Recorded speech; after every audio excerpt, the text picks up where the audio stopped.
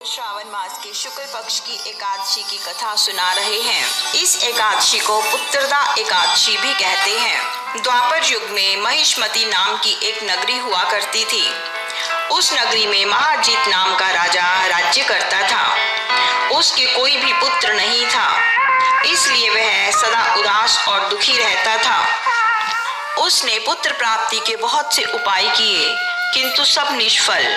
जैसे जैसे वह राजा वृद्ध होता जा रहा था, वैसे वैसे उसकी चिंता भी बढ़ती जा रही थी। एक दिन उसने अपनी प्रजा से कहा कि ना तो मैंने अपने जीवन में कोई पाप ही किया है और ना ही अन्यायपूर्वक अपनी प्रजा से धन इकट्ठा किया है। ना ही मैंने कभी देवता और ब्राह्मणों से धन ही छीना है। कभी किसी का हक नहीं मारा। प्रजा को सदैव पुत्र के समान पाला है। कभी किसी से राग द्वेष नहीं किया। सदैव सबको एक समान समझा।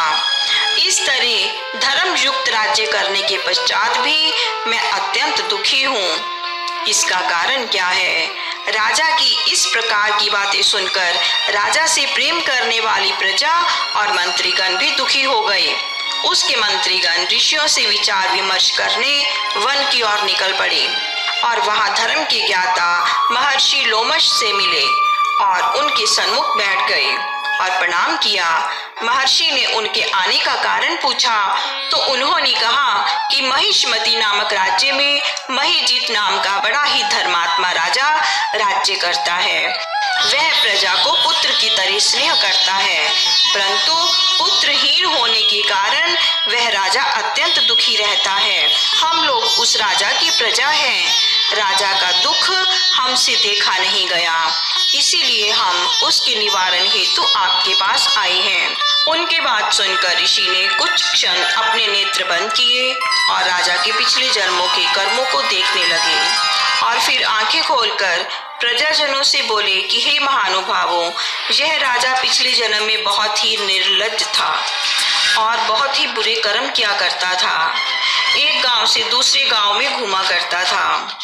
एक बार जेठ मास की शुक्ल पक्ष की एकादशी को 2 दिन से भूखा था और दोपहर के समय एक जलाशय पर जल पीने गया। उस स्थान पर एक नई ब्याई गाय पानी पी रही थी। राजा ने उस गाय को प्यासी ही भगा दिया और स्वयं जल पीने लगा। इस कारण एकादशी को भूखा रहने के कारण वह राजा तो हुआ, परंतु प्यासी गाय को जल से हटाने के कारण उन्हें पुत्रहीन रहना पड़ा। तब प्रजावासियों ने कहा कि हे महर्षि, राजा का यह पाप नष्ट कैसे हो सकता है? कोई उपाय बतलाइए। तो ऋषि ने कहा कि यदि सभी प्रजाजन श्रावण मास की शुक्ल पक्ष की एकादशी को पूरा दिन व्रत करे और रात्रि को जागरण करे और उसका सारा फल राजा को अर्पित कर दें, तो राजा के पुत्र अवश्य हो जाएगा और उसके समस्त पाप नष्ट हो जाएंगे।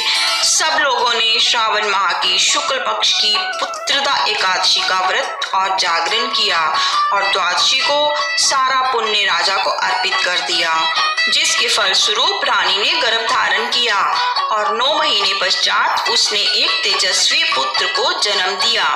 जो कोई भी पुत्र की कामना रखते हैं, उन्हें इस पुत्रदा एकादशी का व्रत अवश्य रखना चाहिए। बोलिए विष्णु भगवान की जय। तो दोस्तों, ये थी आज की कहानी। ऐसी अन्य और कहानियां सुनने के लिए हमारे चैनल को सब्सक्राइब कर दीजिए। धन्यवाद।